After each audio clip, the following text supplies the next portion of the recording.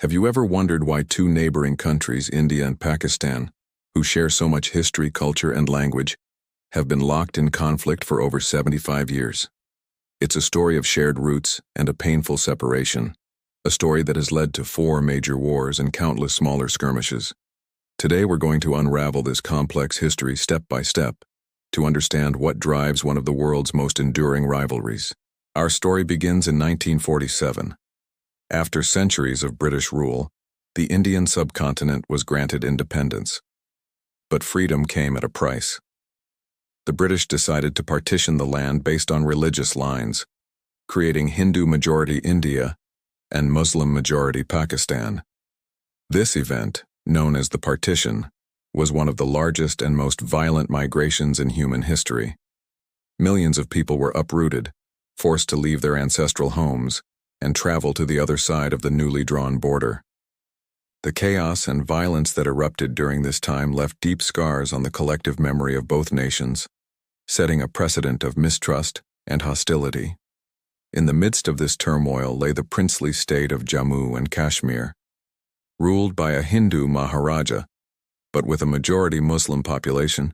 Kashmir was given a choice: join India, join Pakistan, or remain independent. The Maharaja initially wanted independence. However, an invasion by Pashtun tribesmen from Pakistan forced his hand. He appealed to India for military assistance and, in return, signed the Instrument of Accession, officially joining India. This act triggered the First Indo-Pakistani War. The War of 1947 to 1948 was a brutal, year-long conflict fought in the treacherous mountains of Kashmir.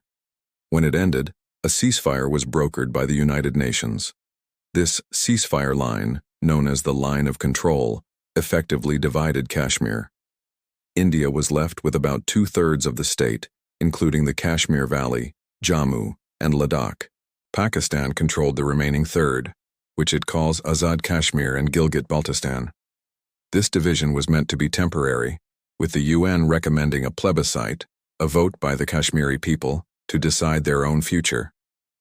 However, that vote never happened, and the line of control became a de facto border, a flashpoint for all future conflicts.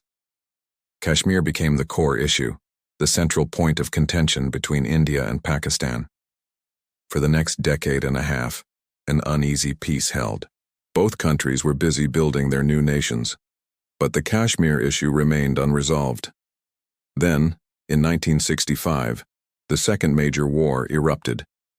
Pakistan launched a covert operation, codenamed Operation Gibraltar, sending soldiers disguised as local Kashmiris across the line of control. The goal was to incite a rebellion against Indian rule.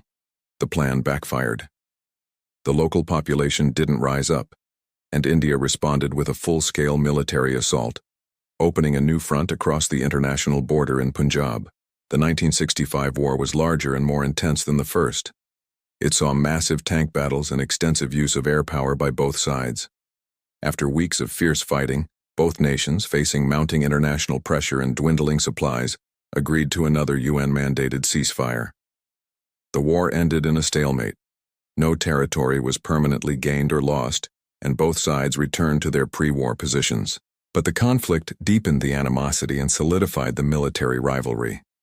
It proved that the Kashmir issue was far from settled and could easily ignite a full-blown war. Just 6 years later, in 1971, the third and most decisive war broke out. This time, however, the conflict wasn't centered on Kashmir. It started in East Pakistan, which was geographically separated from West Pakistan by over 1,000 miles of Indian territory. The people of East Pakistan, who were ethnically Bengali, felt politically and culturally marginalized by the dominant West Pakistani establishment.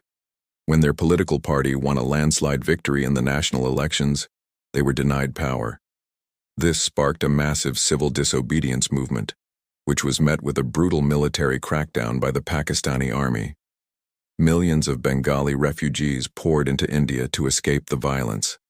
The humanitarian crisis, combined with strategic interests, prompted India to intervene. On December 3, 1971, Pakistan launched preemptive airstrikes on Indian airfields. and India officially entered the war in support of the Bengali freedom fighters, the Mukti Bahini. The war was swift and decisive. The Indian military executed a brilliant, coordinated land, air, and naval campaign. In just 13 days, the Pakistani forces in the east were surrounded and forced to surrender. This led to the birth of a new independent nation, Bangladesh. The 1971 war was a significant turning point. It was a clear military victory for India, and it fundamentally altered the geopolitical landscape of South Asia, cutting Pakistan in half. After 1971, you might think the era of large-scale wars was over. But the conflict simply changed its form. Pakistan, having lost conventional military superiority, shifted its strategy. This new phase saw a rise in cross-border militancy and proxy warfare, particularly in Kashmir during the late 1980s and 90s. The region was plunged into a violent insurgency, which India alleges was actively supported by Pakistan.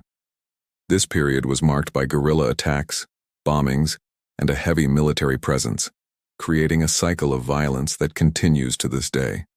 Then, in 1998, the stakes were raised dramatically. First India, and then Pakistan, conducted nuclear tests, officially becoming nuclear-armed states. The world watched in alarm, as the long-standing rivalry now had a nuclear dimension. The fear was that any future conflict could potentially escalate into a nuclear exchange, a possibility with unimaginable consequences. This new reality was tested just a year later, in the summer of 1999, in the high-altitude mountains of Kargil, along the line of control.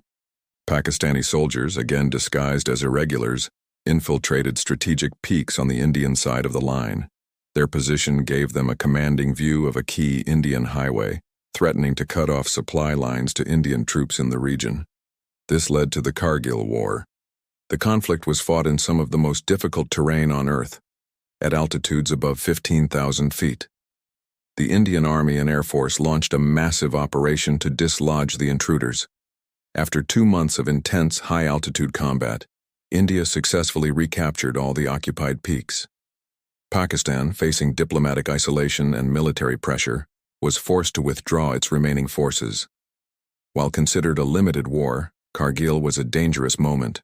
It was the first direct military conflict between two nuclear-armed powers, and it brought the world perilously close to a wider war. Since Kargil, the relationship has been a volatile mix of ceasefires and crises. There have been periods of dialogue and peace talks, like the Agra summit in 2001. But these have been repeatedly derailed by terrorist attacks, which India blames on Pakistan-based groups.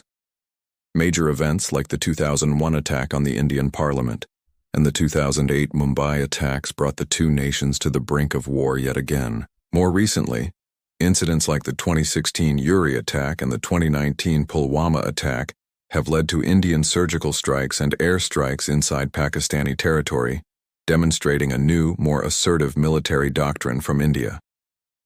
So, where does that leave us today? The India-Pakistan conflict is a deeply layered issue.